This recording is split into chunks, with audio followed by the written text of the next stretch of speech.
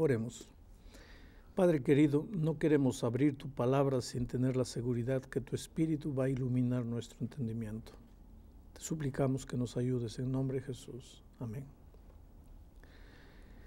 Vamos a hablar hoy de la creación. ¿Quién creó este mundo? ¿Por qué existen todas las cosas? Mira, yo tengo un reloj.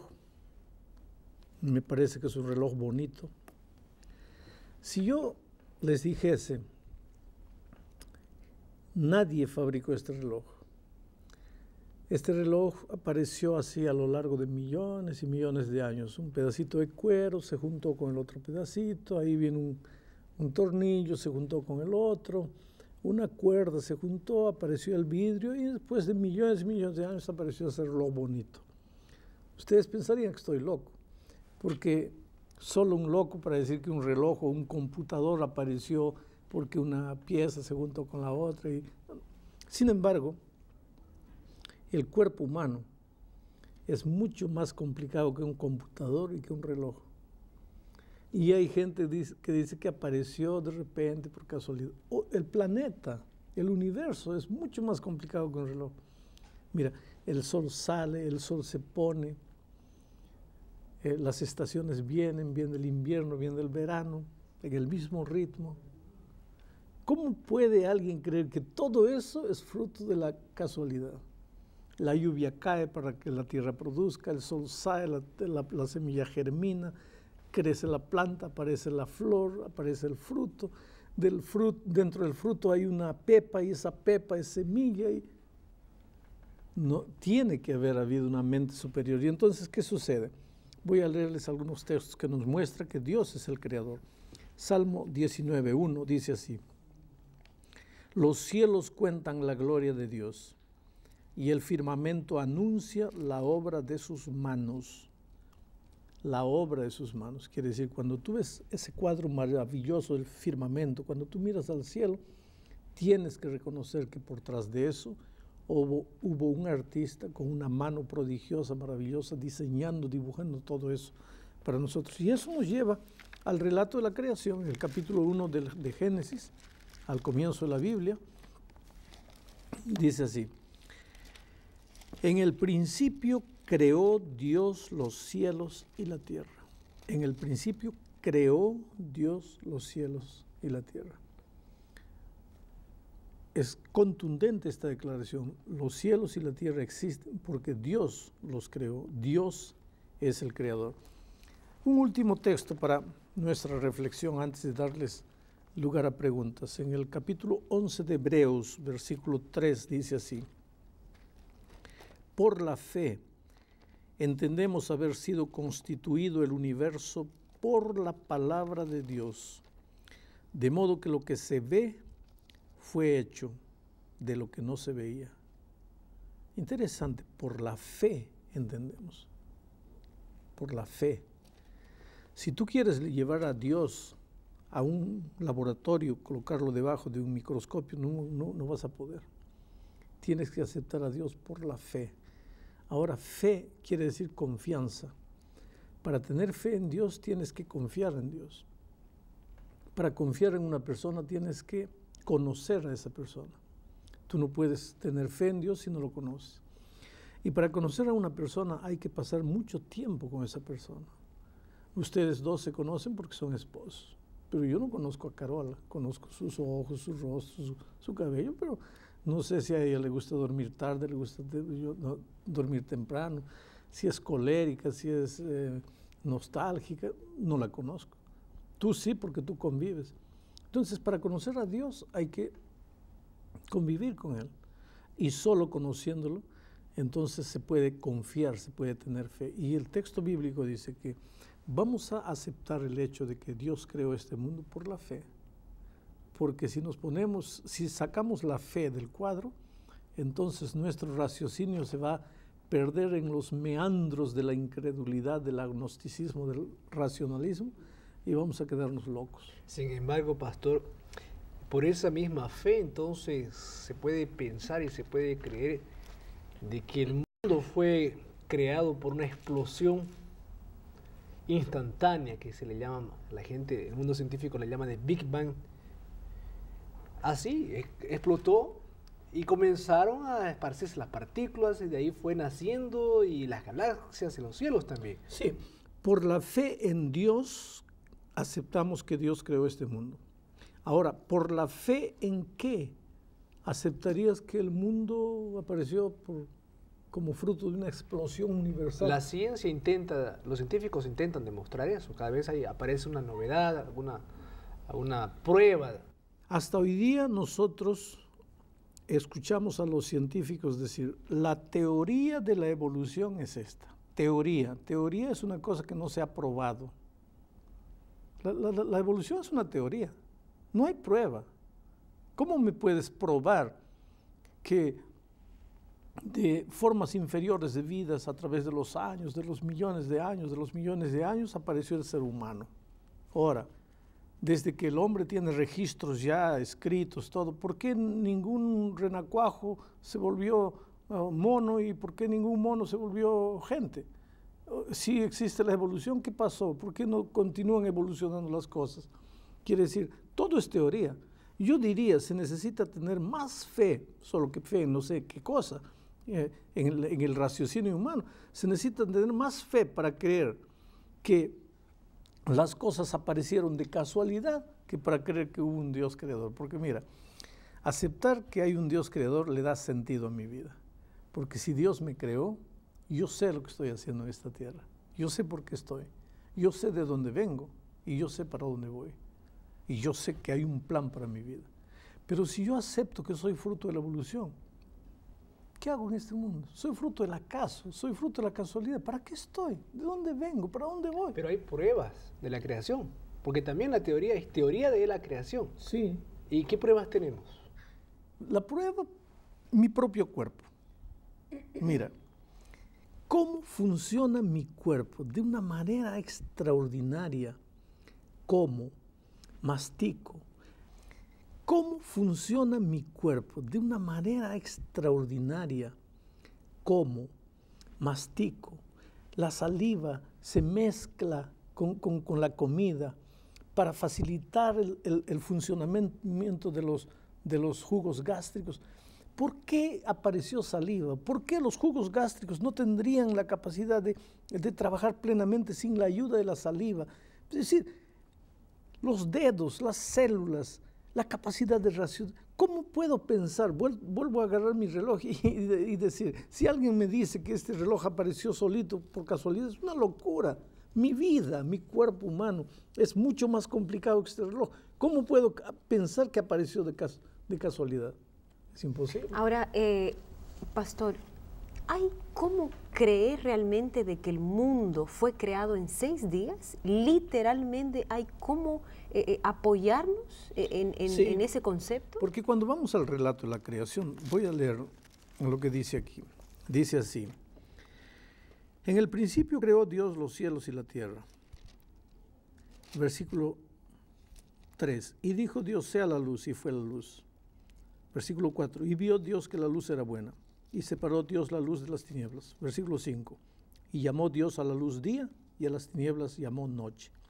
Y fue la tarde y la mañana del primer día. Tarde y mañana. Aquí nos está hablando de días simbólicos, que cada día equivalía a 1000 años, o que cada día equivalía a 1.000.000 de años. No. Hay mucha gente que dice que la semana de la creación es una semana simbólica, que representó millones y millones de años. Pero la Biblia dice literalmente, fue un día de tarde y mañana, no fue un día simbólico. Sí, las evidencias. Hay evidencias, por ejemplo, del hombre de Neandertal, el hombre de Cro-Magnon. El hombre era cavernícola al inicio. El hombre vivía de manera nómada. Y hay descubrimientos, hay cráneos, hay huesos. En los colegios los niños aprenden a través de la historia que todo eso realmente fue así. Mira, la Biblia dice que el hombre fue creado perfecto, perfecto, con una memoria prodigiosa, con una capacidad de raciocinio prodigiosa. Hombre perfecto, sin defecto. A partir del pecado, el hombre se fue deteriorando. Aquel hombre perfecto que vivía casi 1000 años, lleno de salud, se fue deteriorando. Yo digo, el hombre a partir del pecado, con el transcurso del tiempo, se fue haciendo animalesco. No dudo que encuentren un hombre de Nardental por ahí, medio animalesco, pero ese es el hombre deteriorado, no era el Adán perfecto. Mientras la ciencia de la evolución dice que el hombre de un animal comenzó a transformarse hombre, la Biblia dice de un hombre perfecto comenzó a volverse animal. Y cuando vemos hoy día la raza humana con sus limitaciones, con sus perversiones, nos damos cuenta que a veces actúa peor que un animal en sus valores. Y hoy día somos una caricatura de la perfección del hombre. Ahora, mucha gente dice, sí, pero encontraron por ahí una roca que tiene millones de años. ¿Cómo me dice usted que la Biblia dice que el mundo fue creado? Porque nosotros decimos que el mundo no tiene, bíblicamente, no tiene más de 6000 años. De la creación para aquí no pasaron más de 6000 años. Pero ¿y los arqueólogos, pastor? Los arqueólogos que encuentran evidencias en sus investigaciones y encuentran esas rocas que datan millones y hay una prueba de años. concreta, el carbono 14, y hoy en día hay más avances en la tecnología que pueden especificar exactamente o casi exactamente hay dos explicaciones. Primero, el método del carbono 14 está probado científicamente que tiene una capacidad de dar datos concretos, exactos, hasta unos pocos miles de años. Fuera de eso, el método carbono 14 es fallo, está probadamente que es fallo. Pues esa sería una explicación medio queriendo driblear la situación. La verdad es la siguiente, mira el texto bíblico, dice, en el principio creó Dios los cielos y la tierra estaba desordenada y vacía. En el principio creó Dios los cielos y la tierra. Aquí todavía no empezó la creación. La creación empieza a partir del momento en que Dios dice, sea la luz, aparezcan las plantas, aparezcan los animales. Ese principio, cuando Dios creó los cielos y la tierra, puede haber sido millones y millones de años atrás. La tierra estaba desordenada y vacía, dice aquí. La tierra estaba completamente desordenada y vacía, las tinieblas estaban sobre la faz del abismo, era una especie de abismo. Ahí apareció Dios para iniciar la semana de la creación. Entonces, yo no encuentro raro que se encuentre una roca que tenga 2, 3, 30, 40 millones de años, porque ¿qué es la eternidad comparada con Dios? Si en el principio Él creó los cielos y la tierra, ¿por qué esa tierra no estaba ahí desordenada y vacía? Podría haber estado millones de años cuando Dios comenzó la creación. Ahora, Dios, según lo que nos dice la Biblia, creó todo perfecto. El relato de Génesis dice, y creó Dios los cielos, la tierra, vio que era buena, y la creación de Dios era perfecta. Pero hoy vemos, ¿por qué hay gérmenes, bacterias, contaminación, si la creación de Dios fue perfecta? Que la creación de Dios fue perfecta, pero la entrada del pecado alteró la perfección de la creación de Dios. El hombre fue creado perfecto. Mira, la ley del crecimiento era perfecta. El cabello del hombre crecería hasta un tamaño y no crecería más. Las uñas del hombre crecerían hasta un tamaño y no crecerían más. El hombre nació para vivir eternamente. Entró el pecado, ¿qué pasó? El hombre comenzó a vivir 900 años, 800 años, 700 años, 500 años, 300 años. Hoy día si llega a 100 es un héroe. Es decir, la creación perfecta de Dios se alteró. Por lo tanto, ningún animal fue creado para atacar, para morder, para colocar veneno, pero la entrada del pecado alteró la creación divina y hoy día, pues infelizmente, vemos toda esa situación, inclusive los dinosaurios. La ley del crecimiento se alteró de tal manera que animales comenzaron a crecer. Cuando llegó el diluvio, Dios vio que esos animales estaban quedando fuera del control del ser humano. Los dinosaurios no fueron creados por Dios. Tal vez fueron creados pequeños, animales como los leones, los tigres, por algún motivo, después de la entrada del pecado, la ley del crecimiento perfecta se alteró y esos animales comenzaron a escapar del control del ser humano. Cuando vino el diluvio, Dios dijo, estos no van a entrar al arca por dos motivos. No hay tamaño, no hay lugar para ellos en el arca por el tamaño.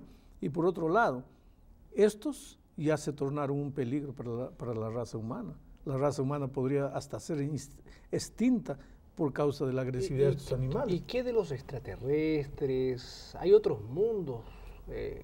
Hay evidencias, o por lo menos aparecen de vez en cuando evidencias de que seres de otros planetas que no son seres humanos nos visitan.